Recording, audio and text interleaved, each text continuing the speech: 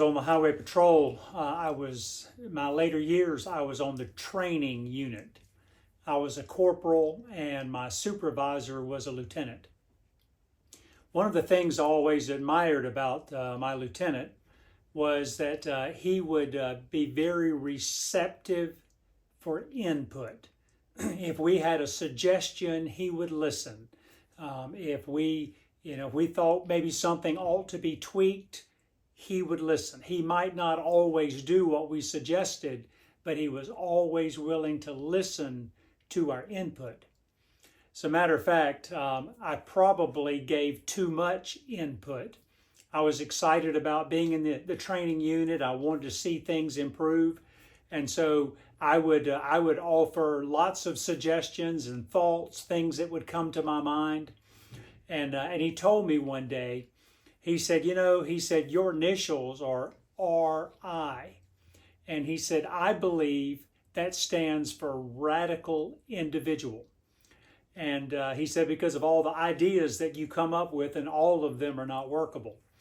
And whenever we would be in a group setting, and as he was getting input from the group, if I were to make a suggestion that he thought was a bit too much, instead of embarrassing me and saying, that's a dumb idea or whatever, he would look at me and he said, well, thank you, R.I. And I would know from that he was calling me a radical individual at that moment. As a matter of fact, not too long ago, he sent me a letter and he addressed the letter R.I. Coleman, and he underlined the R and the I, and I knew exactly what he was saying. Well, my name is Richard Coleman, and I'm the pastor at Shepherd Church of the Nazarene in Lexington, South Carolina, and it's great to spend just a few moments with you today. I've been looking at the time after Jesus' resurrection. The Bible tells us that a period of about 40 days went by while Jesus actually walked around talking to people and spending time with the disciples and different things like that. On one of those occasions, John tells us that he and Simon Peter, John, Simon Peter, and a few others decided that they were going to go fishing, which basically, in a lot of ways, was kind of like going back to their former life. But that's, I guess, a whole different story in itself.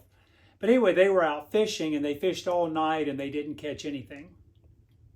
And then Jesus walked up to the shore, and but they had no idea that it was Jesus. They were out there in the boat and they just heard someone yell out, hello, and they helloed back, and then this person that was on the shore said, have you caught anything? And they said, oh no, it was a terrible night, we didn't catch anything. And he said, well, how about throw the net on the other side? And I'm thinking these guys, no sleep, I'm thinking they're thinking, boy, whoever this is, he thinks he knows something here. And so, but anyway, they threw the net on the other side. And whenever they did, suddenly it was just filled with fish. And when that happened, John looked over at Simon and he said, that's Jesus. And whenever that happened, Simon, he grabbed hold of his shirt and put it on and dove in and swam to shore. John and the other ones, somebody had to take care of the fish and the boat, and so they got all of that to shore.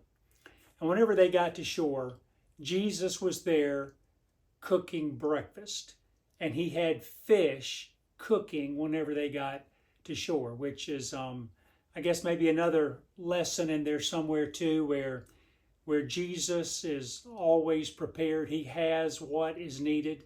He didn't have to stay up all night fishing. He had what was needed for them. But the thing that really strikes me in the story is where Jesus, when he invites them to come eat, he says, how about bring some of the fish that you caught also? It's easy to overlook that, I think, but I realize that in our Christian experience, God doesn't need us. He's got everything he needs. He can do anything that he needs. But he chooses to use us. He chooses to get our input. He chooses to allow us to use the gifts that he has given us. Just like my supervisor would allow me, even if the ideas were radical and he didn't think they were any good, he would allow me to be a part of the conversation and be able to offer my opinions and my assistance.